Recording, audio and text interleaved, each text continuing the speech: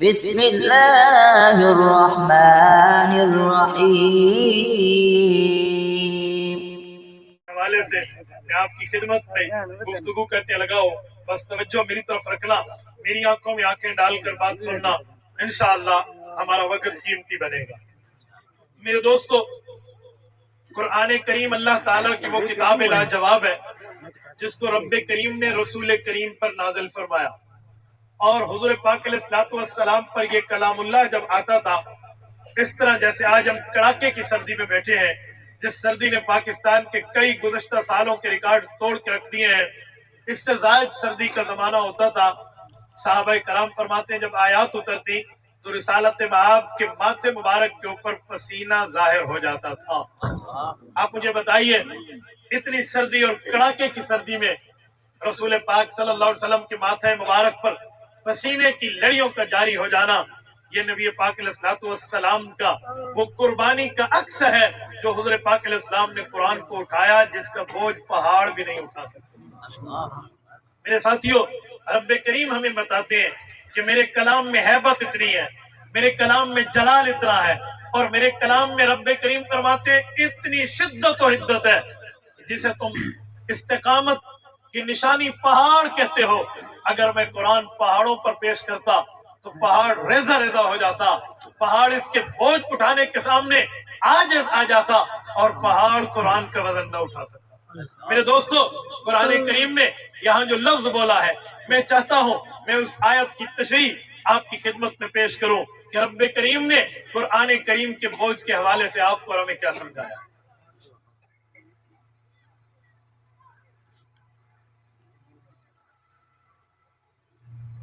اللہ تعالیٰ فرماتے ہیں لو انزلنا هذا القرآن على جبل لرأيته خاشعا متصدعا من خشية الله، کہ اگر پہاڑ پر قرآن اترتا تو پہاڑ میں دو چیزیں پیدا ہو جاتی، نمبر ایک خشوع، نمبر دو تصدع۔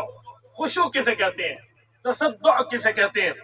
خشوع خاشعۃ ابصارہم، عام طور پہ اس کا استعمال آنکھوں کے جھکانے پہ کیا جاتا ہے کہ کسی کی آنکھیں جھک جائیں، اسے خشوع کہتے ہیں۔ تو پہاڑ کی کوئی آنکھیں ہیں؟ کیا پہاڑ کی کوئی نظر ہے؟ تو پہاڑ کی جب آنکھیں نظر نہیں آ رہی تو پہاڑ کی آنکھیں جھکے گی کیسے؟ اللہ فرماتے ہیں لو انزلنا هذا القرآن على جبل، اگر پہاڑ پہ نازل ہوتا لرأيته خاشعا، آپ اس کو خشوع کی حالت میں دیکھتے۔ تو خشوع تو آنکھیں جھکنے کو کہتے ہیں، تو پہاڑ کی آنکھیں کہاں ہیں؟ تو آنکھیں جھکتی کیسے ہیں؟ یہ محاورتاً استعمال ہوا ہے، سمجھانے کے لیے لفظ اور ہوتا ہے، مطلب اور ہوتا ہے، اسے محاورہ کہتے ہیں۔ آپ کہیں گے کیسے؟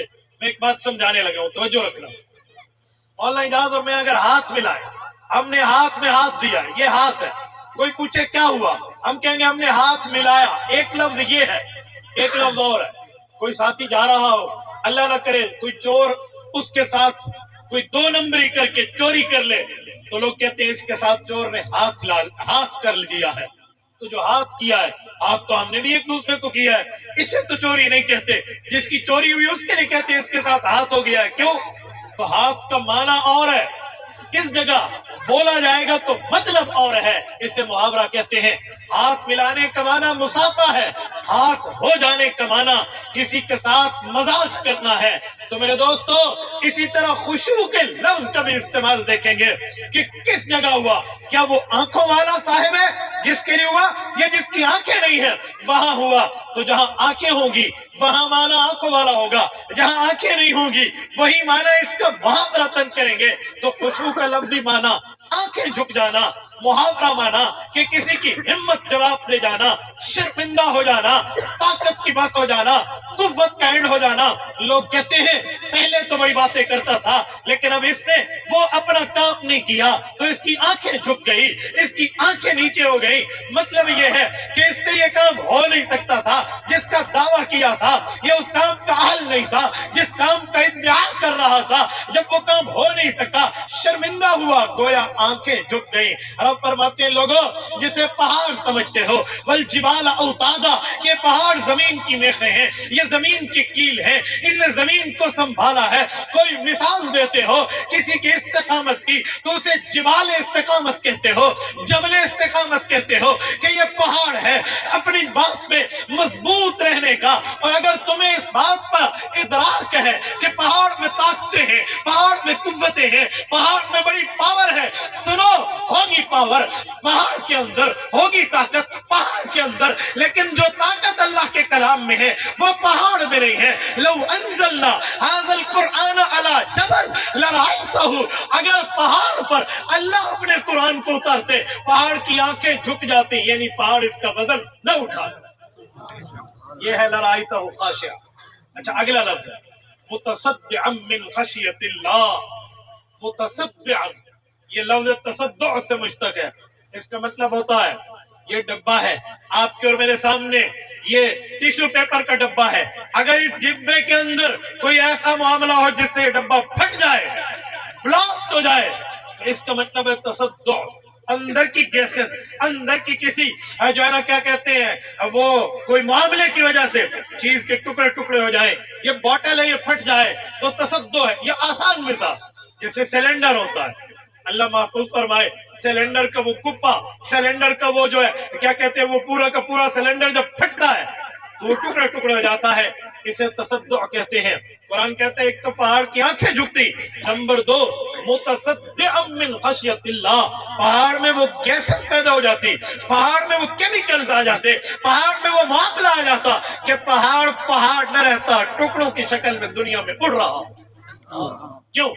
وجہ فرمایا من خشیت اللہ، رب کے کلام کے خوف کی وجہ سے، رب کے کلام کی ہیبت کی وجہ سے، رب کے کلام کے جلال کی وجہ سے، اللہ کی باتوں کے جلال کی بابت یہ پہاڑ ریزہ ریزہ ہو جاتا اور وزن نہ اٹھا سکتا۔ تو میرا سوال ہے کہ اللہ کے کلام کی ہیبت کتنی، اللہ کے کلام کا جلال اتنا، اللہ کے کلام میں شدت اتنی، خشیت اتنی کہ اس سے پہاڑ ریزہ ریزہ ہو جائے۔ تو جن حفاظ کے سر پہ آپ نے پگڑیاں باندھی، جن کے سر پہ دستار فضیلت سجی، جنہوں نے قرآن کریم اپنے سینے میں رکھا ہے، میرا سوال ہے ان معصوم بچوں کے سینے میں، اس دل میں تو وہ طاقت نہیں ہے جو پہاڑ میں، اس دل میں تو وہ پاور نہیں ہے جو پہاڑ میں، اس دل میں وہ قوت نہیں ہے جو پہاڑ میں۔ تو دل ہے، یہ تو بات بری سننے سے بھی دل ٹوٹ جاتا ہے۔ اوے دل تو دل ہے، جو دو دل کے لفظ ہیں وہ بھی جدا جدا ہیں، اکٹھے نہیں ہیں، دال الگ ہے نام الگ ہے۔ اس لیے تو کہتے ہیں کہ اس دنیا میں کون کرے گا کسی سے وفا، دل کے دو حروف ہیں وہ بھی جدا جدا۔ تو اس دل میں کتنی طاقت ہے، یہ قرآن کو کیسے اٹھا سکتا ہے؟ جو حافظ اپنے دل میں قرآن سماتا، جو حافظ اپنے دماغ میں، دل میں، وکیبلری میں، ذخیرہ الفاظ میں اللہ کے کلام کو لیتا ہے، اس کے ہاں تو وہ طاقت نہیں ہے جو طاقت پہاڑ کے سنگریزوں اور پتھروں میں ہے۔ تو پھر ان کے دل میں قرآن کیسے آیا؟ اللہ معاف فرمائے، کہیں ایسا نہ ہو کہ قرآن پڑھے تو دل کو ہارٹ اٹیک ہو جائے، دل کا دورہ پڑ جائے، ایسا تو کچھ بھی نہیں ہے، بلکہ ہم نے دیکھا ہے قرآن دل میں آئے تو دل کی طاقت بڑھ جاتی ہے، دماغ کی قوت بڑھ جاتی ہے، عام بندہ اور حافظ قرآن کے دن رات کا فرق آ جاتا ہے۔ تو پھر کیا مسئلہ ہے؟ پہاڑ پہ اترے تو پہاڑ ٹکڑوں میں بدلے، حافظ قرآن کے سینوں میں آئے تو کچھ نہ ہو، اس کی ایک ہی وجہ ہے، آیت سمجھیں، رب فرماتے ہیں لو انزلنا هذا القرآن على جبل، اللہ نے بلا واسطہ بات کی ہے کہ بغیر کسی واسطے کے قرآن پہاڑ پہ آتا تو پہاڑ اڑ جاتا، لیکن ہمارے لیے بغیر واسطے کے قرآن نہیں آیا۔ نزل على قلب محمد صلی اللہ علیہ وسلم، حضور کے دل کے واسطے سے ہم تک، حضور کے سینے سے گزر کے آیا ہے، ہارٹ آف ہولی مصطفیٰ صلی اللہ علیہ وآلہ وسلم کی وے سے، راستے سے، طریق سے آیا ہے، حضور کے دل کے ذریعے ہم تک پہنچا ہے۔ تو جو کلام کی شدت و حدت تھی، جو کلام کی ہیبت، رعب، دبدبہ، جلال و اجلال تھا، وہ حضور کے دل سے گزرا۔ حضور کے دل نے اللہ کے کلام کی ہیبت میں اس ہیبت کو اتنا سخت فرمایا، اپنے دل میں وہ ہیبت اور جلال اتنے رکھ لیے کہ حضور کے دل نے قربانی کی ہے، جلال والا کلام حضور کے دل سے گزرا تو جمال والا بنا ہے، حرارت والا کلام حضور کے سینے سے گزرا ہے تو برودت والا بنا ہے، گرمی والا کلام حضور کے دل سے گزرا ہے تو نرمی والا بنا ہے، سخت کلام حضور کے سینے سے گزرا ہے تو پیار والا بنا ہے، بچے بھی پڑھتے ہیں تو قوت ملتی ہے۔ اس میں حضور پاک کے دل کی قربانی، قلب مصطفیٰ کا اس میں معاملے کا دخل ہے. حضور پاک کے سینے نے وہ قربانی پیش کی ہے جس قربانی کی بدولت رب کریم نے اس کی حرارت کو برودت میں جلال کو بدل. یہ ہمارے نبی کے سینے کی قربانی ہے. میں نے شروع میں لفظ بولا کہ یہ قرآن ہم تک ایسے نہیں آیا بلکہ قربانیوں سے آیا. تو پہلی قربانی تو رسول پاک صلی اللہ علیہ وسلم کی ذات اقدس، رسالت مآب کی ذات اقدس کی قربانی کا دخل ہے. آج کلام اللہ ہمارے بچے پڑھتے ہیں تو تکلیف نہیں ہوتی. پہاڑ پہ ڈائریکٹ آتا پہاڑ اڑ جاتا، تو دل پہ بھی ڈائریکٹ آتا تو دل اڑ جاتا. لیکن یہ دل بچا ہے تو حضور کے دل کی قربانی کی وجہ سے. اس کی مثال دو، توجہ رکھیں. بجلی گرم ہے، ہم ہیٹر کو سینکتے ہیں، ہاتھ گرم ہو جاتے ہیں، کھانا پک جاتا ہے ہیٹر پر، ہانڈیاں چڑھتی ہے تو پک جاتی ہے، گوشت آتا ہے تو بھون دیا جاتا ہے، بالکل اس کو روسٹ کر دیا جاتا ہے. کیوں؟ یہ آگ ہے، گرم ہے بجلی. اوکے، میرا سوال ہے اگر بجلی گرم ہے تو گرمیوں میں جب اے سی چلتے ہیں، فریزر چلتے ہیں، فریج چلتے ہیں، تو یہ بجلی اس میں ٹھنڈی کیوں ہو جاتی ہے؟ فریج بھی گرم ہونا چاہیے تھا، اے سی بھی گرم ہونا چاہیے تھا، پھر تو یہ فریزر بھی گرم ہونا چاہیے. وہاں برف کیوں جمتی ہے؟ آئس کیوں پیدا ہو جاتی ہے؟ وجہ بجلی تو گرم ہے، وہی بجلی ہیٹر میں، وہی بجلی فریج میں، وہی بجلی ہیٹر میں، وہی بجلی کیا کہتے ہیں فریزر میں اور اے سی میں. تو بجلی بدلی نہیں ہے کہ ادھر اے سی ہے ادھر ڈی سی ہے، ادھر کوئی سولر سسٹم چل رہا ہے ادھر کچھ اور ہے. ایک ہی جیسی بجلی ہے، ہیٹر میں گرم ہے اور اے سی میں ٹھنڈی ہے. وجہ ریزن بیس بنیاد ایک ہی ہے کہ ہیٹر میں ڈائریکٹ آتی ہے، ڈائریکٹ بجلی لگائی ہیٹر میں پہنچ گئی تو آگ بن گیا، آگ سے سما بن گیا. لیکن یہی بجلی جب فریج میں آئی ہے ڈائریکٹ نہیں آئی، پہلے کمپریسر سے گھومی ہے پھر فریج میں آئی، پہلے کمپریسر سے گھومی ہے پھر فریزر میں آئی ہے، پہلے کمپریسر میں گھومی ہے پھر جا کے اے سی میں آئی ہے. وہاں بجلی ڈائریکٹ آئی تھی، یہاں بجلی انڈائریکٹ آئی تھی، وہاں بلا واسطہ تھی، یہاں بل واسطہ ہے. تو کمپریسر نے کیا کیا ہے؟ کہتے ہیں کمپریسر میں ایسا کمال ہے کہ وہ بجلی کی گرمی کو ٹھنڈک میں کنورٹ کر دیتا، اس کی ہاٹنگ کو کولنگ بنا دیتا. تو ہاٹ سے کول ہوگا. جی ہاں، کمپریسر کا کمال ہے. میں نے کہا دنیا کے سائنسدان کے کمپریسر اس کمال میں بنیاد رکھتے ہیں کہ وہ گرمی کو نرمی میں بدلے. اور رسول اللہ تو کمال میں اکمل ہیں، حضور تو کمال میں اعلیٰ اشرف اکرم سب سے بڑھ کے رتبہ درجہ حیثیت ویلیو مرتبہ مقام لے کر آئے ہیں. تو رسالت مآب لے کر آئے ہیں.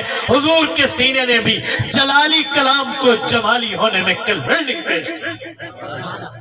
اس مثال سے سمجھنا مشکل نہیں رہتا، بڑے آسان بڑے ایزی ترتیب پر ہم یوں سمجھ جائیں گے کہ حضور کے سینے نے کیا کمال پیش کیا. اور سنو ایک جملہ سمجھا، یہ جو بچے بیٹھے ہیں جن کے ماں باپ نے ادھر بھیجا ہے انہیں پڑھوانے کے لیے، اور یہ جو اساتذہ بیٹھے ہیں یہاں پڑھانے کے لیے، یہ جو معاونین بیٹھے ہیں اپنا مال جان لگانے کے لیے، کیوں؟ ان کو کوئی اور چیز نہیں چاہیے تھی، انہیں صرف مدرسہ ہی ملا ہے، انہیں مسجد ہی ملی ہے. مولوی صاحب ماشاءاللہ عقل مند بندے ہیں، کوئی اور نوکری کرتے تو بہترین کماتے. انہیں کس نے کہا تو مدرسے میں دو؟ ان طلبہ کرام نے کام کرنا ہے، ماں باپ کو چارپائی پہ بیٹھ کے کھلائیں گے. ان کے ماں باپ نے مدرسے کیوں بھیجا؟ یا آپ اور میں آپ کی خدمت میں بیٹھے ہیں، میں آپ کی خدمت میں بیٹھا ہوں، میں کالج اور یونیورسٹی کا ٹاپر ہوں، مجھے میرے ماں باپ نے مدرسے کیوں بھیجا ہے؟ کیا ہم 2 روپے کما کر اپنے ماں باپ کا پیٹ نہیں بھر سکتے تھے؟ یہاں پیٹ بھرنے والا معاملہ ہے ہی نہیں، یہاں معاملہ کھانے کھلانے کا ہے ہی نہیں. تو پھر کیا ہے؟ یہاں ہمارے ماں باپ کے دل میں ایک احساس ہے. وہ احساس کیا ہے؟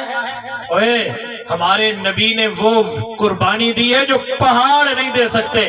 کلام سینے میں اٹھا کے امت کو جمالی بنا کے دیا ہے. ہمیں چاہیے ہم اپنی جوانی، اپنی صلاحیتیں، اپنی جانیں، اپنی قوت، طاقت، پاور، ہمت، سکت، اپنی اولاد، اپنی اوقات، اپنے اموال حضور کے قرآن پہ لگائیں کہ حضور نے ہم تک پہنچایا، ہم قیامت تک پہنچانے میں کردار ہے. یہی احساس ہے جو ہمیں گھر ٹک کے بیٹھنے نہیں دیتا. یہی احساس ہے جو ہمیں گھر بیٹھنے نہیں دیتا. چوک چوک گلی گلی چوراہے چوراہے بستی بستیاں گاؤں گاؤں کریا کریا شہر شہر صوبہ صوبہ ملک ملک علماء کو گھماتا ہے اور دین کا پیغام پہنچاتا ہے. یہ وہ جذبہ ہے, یہ وہ احساس. مطلب دنیا چا سب آنا تو انشاءاللہ ساری اسلامی تعلیمی ہے, دنیاوی ہے. ماں پتر نہیں جایا جرا ساجے گبرہ کے گال سے کرے. ہم نے اس دنیا کے کام کو چھوڑ کے دین میں بیٹھے اس دنیا پہ. میرے لیے اس مسئلے پہ کوئی پرابلم نہیں ہے. میں نے مدرسہ ناظرے سے لے کر تخصص تک پڑھا ہے, اور یونیورسٹی سے لے کر اسکول سے, بلکہ عام کلاسز سے لے کر یونیورسٹی لیول تک پڑھا ہے. میں نے دونوں تعلیموں کو دیکھ کر آپ کے سامنے تبصرہ کیا ہے کہ اس تعلیم کا اثر اس وقت تک ہے جب تک آنکھ پھڑک رہی ہے, دل دھڑک رہا ہے, نبض چل رہی ہے, سانس جاری ہے. لیکن اس تعلیم کا اثر دنیا میں بھی ہے, دنیا کو پھاڑ کے قبر میں بھی ہے. یہاں کمانے کی بات. تم اپنے بچوں کو اسکول کالج پڑھاتے ہو, بڑے شوق سے پڑھاؤ, لیکن پہلے انہیں محمد الرسول اللہ کا امتی بناؤ. آپ کہیں گے اسکول والے امتی نہیں ہے, وہ بھی ہے. میری امتی سے مراد ہے وہ ذمہ دار امتی جو حضور کا قرآن بھی جانے, اللہ کا فرمان بھی. میرے ساتھیوں, آج اسکول میں تو ہم اتنے منہمک ہیں, کسی کے گھر مہمان ہو کر جاؤ تو لوگ پوچھتے ہیں آپ کا بچہ کون سی کلاس میں پڑھتا ہے. یہ نہیں پوچھتے آپ کا بچہ کون سا سپارہ پڑھتا ہے. موت پوندی ہے جو پوچھو چا قرآن تیرا پتر کتنا پڑھا ہے. کیوں یہ کو پتہ بھی آپ ہی کو نہیں پڑھا, اندے کو پوچھو کہ چاچا تو سنا چا میں ایک سے حق کہتے سچ یہ ال چٹو منل ڈگر بندہ قرآن تو آپ ہوئے اگلے کو ٹھوٹ پوچھنا, دوسرے سے ہم کیا پوچھیں گے. تو میرے دوستو پہلے تو خود پڑھیں پھر اگلے سے بات. مرد تو مرد, عورتیں پڑھیں. میری والدہ کی قبر پہ رب کروڑوں اربوں رحمت نازل فرمائے سیدہ ہاشمیہ حضرت اماں جان. میں بچپن میں ابھی اسکول جانے کی بھی عمر نہیں تھی, 5 سال سے نیچے لیول کی بات کر رہا ہوں. میری والدہ نے مجھے قرآن کریم کے تمام واقعات ازبر یاد کرا دیا تھا. رات کو سوتے وقت میری امی مجھے حضرت آدم علیہ السلام اور شیطان کا واقعہ سناتی قرآن سے, حضرت موسیٰ علیہ السلام فرعون کی بات سناتی, ابراہیم علیہ السلام نمرود کا معاملہ سناتی, اسی طرح حضرت یوسف علیہ السلام حضرت یعقوب کے واقعات سناتی, اسی طرح حضرت عیسیٰ علیہ السلام کے واقعات, اور فرعون حضرت موسیٰ کا قصہ, حضور ابو جہل کے واقعات, یہ سب کچھ حضرت امیہ جان مجھے سناتی. اور وہی وجہ ہے کہ رات کو سوتے وقت جو ہم نے ماں سے سنا ہے اب جاگتے وقت دنیا کو سنا رہے ہیں. میرے ساتھیوں, یہ تو عورتوں تک کو ہمیں پڑھانا چاہیے. مرد پڑھے گا تو دنیا پڑھے گی, عورت پڑھے گی تو پورا گھر پڑھے گا. میں بلکہ کہتا ہوں مرد پڑھے گا تو فرد پڑھے گا, عورت پڑھے گی تو خاندان. ایسا جڑے تھی کہ نہ پڑھ دے ظالی سارے کی تھپڑ سے. میرے دوستوں ہمیں کچھ احساس کرنا چاہیے حضور پاک کے اس قربانی کا کہ کتنی بڑی قربانی ساری اللہ دے نبی نے دی ہے, جو پہاڑ نہیں چاہ سکتا حضور کے سینے چاہے. جی ہاں.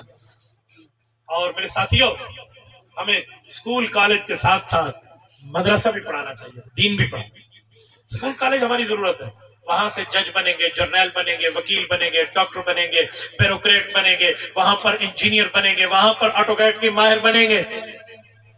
وہ ہماری دنیا کی ضرورت ہے, اس کے بغیر دنیا نہیں چلے گی. لیکن مدرسے سے ہمارے حافظ بنیں گے, عالم بنیں گے, قاری بنیں گے, مفتی بنیں گے, محدث بنیں گے, مفسر بنیں گے, فقیہ بنیں گے, خانقاہوں والے بنیں گے, اللہ اللہ والے بنیں گے, تو ان کی دنیا وہاں سے بہتر اور قرآن سے دنیا بھی بہتر آخرت میں. میں آج تک نہیں ڈٹھا جو کہہ دا پیو فوت تھی ہوئے تو سکول دے پرنسپل کو فون ٹھوکی ہوئے, پرنسپل صاحب سارے اسٹوڈنٹ کو آکھو چاہ میں شرطی علوم پڑھن تے میرے پیو کوئی سالے ثواب کرے.